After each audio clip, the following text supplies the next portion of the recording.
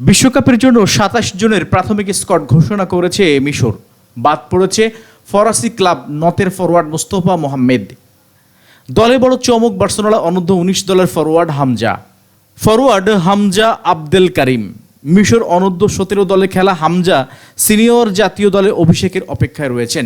Liverpool তারকা মোহাম্মদ সালাহ যথারীতি এই দলের অধিনায়ক। আক্রমণ ভাগে তার সঙ্গে জুটি বাঁধবেন ম্যানচেস্টার সিটি ফরওয়ার্ডের ওমর মারমুশ।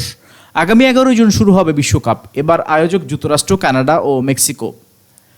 বিশ্বকাপ খেলতে যুক্তরাষ্ট্রে যাওয়ার আগে ২৮ মে কায়রোতে প্রস্তুতি ম্যাচে রাশিয়ার মুখোমুখি হবে মিশর। এই ম্যাচের পর ফিফার নিয়ম অনুযায়ী ২৬ জনের চূড়ান্ত স্কোয়াড ঘোষণা করতে বর্তমান স্কোয়াড থেকে একজন খেলোয়াড় বাদ দেবেন মিশর কোচ হোসাম হাসান। ফরাসি ক্লাব নতে লিগ ওয়ান থেকে অবনমিত হয়েছেন এই মৌসুমে। ২৪ ম্যাচে ৪ গোল করা মুস্তাফা ছন্দে না থাকলেও তার বাদ পড়াটা বড়ই চমক। বার্সেলোনার যুব দলের হয়ে দুর্দান্ত ফর্মে আছেন আবদেল কারিম। মিশরীয় ফুটবলে এই মুহূর্তে অন্যতম সম্ভাবনাময় ফরওয়ার্ড বিবেচনা করা হচ্ছে তাকে। মিশরের স্কোয়াডটা একটু যদি চোখ বিলিয়ে নেই তাহলে হচ্ছে গোলকিপার হিসেবে থাকছে মোহাম্মদ এল সেনিয়া, মোস্তফা শোবের, এল মাহাদি, সুলেমান এবং মোহাম্মদ আলা। রক্ষণভাগে রয়েছে মোহাম্মদ হানির, তারেক আলা, হামদি ফাতি, রামি রাবিয়া, ইয়াসের ইব্রাহিম, হোসাম আব্দুল মজিদ, মোহাম্মদ আব্দুল মোনেম, আহমেদ ফাতুহ ও করিম হাফেজ।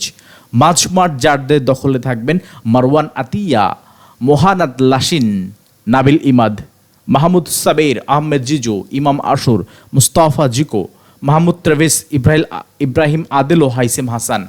আক্রমণ ভাগে যাদের লড়াই আমরা দেখব ওমর মারমুশ, মোহাম্মদ সালাহ, আখতার আবদুল্লাহ ও হামজা আবদুল করিম। বিশ্বকাপ শুরুর আগে আগামী ৬ জুন ক্লিফল্যান্ডে ব্রাজিলের বিপক্ষে একটি প্রস্তুতি ম্যাচ খেলবে মিশর। এর ৯ দিন পর ১৫ জুন সিয়েটলে বেলজিয়ামের বিপক্ষে ম্যাচ দিয়ে শুরু হবে তাদের বিশ্বকাপ অভিযান। জি গ্রুপে মিশরের প্রতিদ্বন্দ্বী দল বেলজিয়াম, নিউজিল্যান্ড ও